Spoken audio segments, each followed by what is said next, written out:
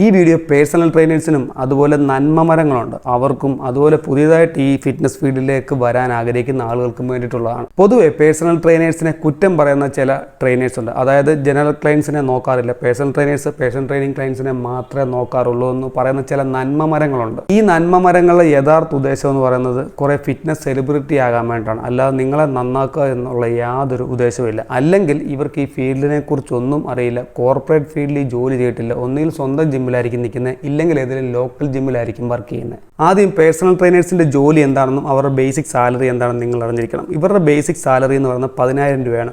ബാക്കി അവർക്ക് കിട്ടുന്ന ഇൻസെൻറ്റീവ് മുഴുവൻ അവർ പേഴ്സണൽ ട്രെയിനിങ് ചെയ്ത് കിട്ടുന്ന കമ്മീഷൻ മാത്രമാണ്. അത് 30 മുതൽ 40% വരെ ജിമ്മുകൾ അനുസരിച്ച് വേരി ചെയ്യും. സാലറി ജിമ്മുകൾക്കും അതുപോലെ കൺട്രീസും അനുസരിച്ച് വേരി ചെയ്യും. എങ്കിലും അവർക്ക് ബേസിക് ആയിട്ടുള്ള റെൻറ്റ് കൊടുക്കാനും അവരുടെ ബേസിക് നീഡ്സ് അച്ചീവ് ചെയ്യാനും മാത്രമുള്ള സാലറി ആയിരിക്കും അവർക്ക് കിട്ടുന്നത്. രണ്ടാമതായി പേഴ്സണൽ ട്രെയിനറുടെ ജോലി എന്ന് പറയുന്നത് ട്രെയിനിങ് മാത്രമല്ല, അവർ ടാർഗറ്റ് ഓറിയൻറ്റഡ് ആണ്. അതായത് അവർ ഇത്ര സെയില് ഒരു മാസം കൊണ്ടുവന്നില്ലെങ്കിൽ മറ്റുള്ള എല്ലാ ജോലിയെ പോലെ തന്നെ അവർക്ക് നല്ല രീതിയിൽ ചീത്തവിളി കേൾക്കും. മൂന്നാമതായി ഒരു കോർപ്പറേറ്റ് ജിമ്മിലാണ് നിങ്ങൾ ട്രെയിനറായിട്ട് ജോലിക്ക് കയറുന്നതെന്നുണ്ടെങ്കിൽ നിങ്ങൾ പേഴ്സണൽ ട്രെയിനിങ് അല്ലാത്ത ക്ലയൻസിനെ സ്ഥിരമായിട്ട് നിങ്ങൾ പറഞ്ഞു കൊടുത്താൽ നിന്നാൽ നിങ്ങളുടെ ജോലി പോകാൻ സാധ്യതയുണ്ട്. ബിക്കോസ് അവരോർക്കും നിങ്ങൾ ബ്ലാക്ക് പീറ്റ്, അതായത് ക്ലയൻസിൻ്റെ നിന്ന് ഡയറക്റ്റ് ജിം അറിയാതെ കാശ് മേടിച്ചതിന് ശേഷം നിങ്ങൾ ട്രെയിൻ ചെയ്യുന്നു എന്നൊരു ഫീൽ അവർക്ക് ക്യാമറ വഴി നോക്കുമ്പോൾ തോന്നിയാൽ നിങ്ങളുടെ ജോലി അന്ന് തന്നെ പോകുന്നതാണ്. അതുകൊണ്ടാണ് മിക്ക ട്രെയിനേഴ്സും 2-3 വർഷം ഈ ഫിറ്റ്നസ് ഫീൽഡിൽ നിന്നതിന് ശേഷം ഈ ഫീൽഡ് വെറുത്തിട്ട് നിർത്തിയിട്ട് പോകുന്നത്. എൻ്റെ കൂടെ 2013 ഫിറ്റ്നസ് സർട്ടിഫിക്കേഷൻ ചെയ്ത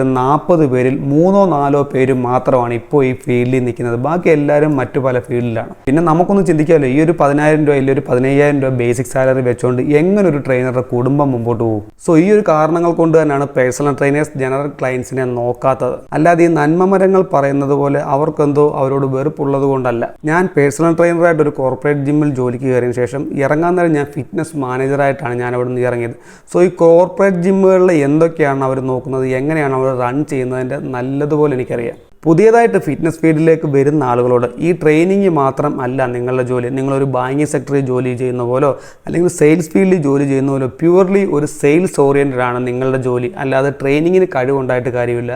നോളജും അതുപോലെ നല്ലപോലെ സംസാരിക്കാനും കൺവേർട്ട് ചെയ്യാനും നിങ്ങൾ പഠിക്കണം. അതുപോലെ ഈ പേഴ്സണൽ ട്രെയിനേഴ്സിനെ കുറ്റം പറയുന്ന ട്രെയിനേഴ്സിനോട് ഈ സ്വന്തം ജിമ്മിൽ നിന്ന് കാണിക്കുന്നതോ ഇല്ലെങ്കിൽ ഒരു ലോക്കൽ ജിമ്മിൽ നിന്ന് കാണിക്കുന്നതോ അല്ല ഫിറ്റ്നസ് ഇൻഡസ്ട്രി. അതിന് പുറത്ത് സ്ട്രക്ചേർഡ് ആയിട്ടുള്ള കൃത്യമായിട്ടുള്ള റൂൾസ് ഉള്ള ഒരു പ്രൊഫഷനാണ് ഫിറ്റ്നസ് ഇൻഡസ്ട്രി. എന്നെയും എൻ്റെ ടീമിനെ സംബന്ധിച്ച് ഞങ്ങൾ ഫ്രീ പ്രോഗ്രാം ചെയ്യാറില്ല, ഞങ്ങൾ പെയ്ഡ് പ്രോഗ്രാമേ ചെയ്യാറുള്ളൂ. പക്ഷേ ഞങ്ങൾ മേടിക്കുന്ന പൈസയേക്കാൾ വാല്യൂ ഉള്ള പ്രോഗ്രാം ആയിരിക്കും ഞങ്ങൾ ഡെലിവറി ചെയ്യുന്നത്. അത് ഞങ്ങളുടെ ഗ്യാരണ്ടിയാണ്.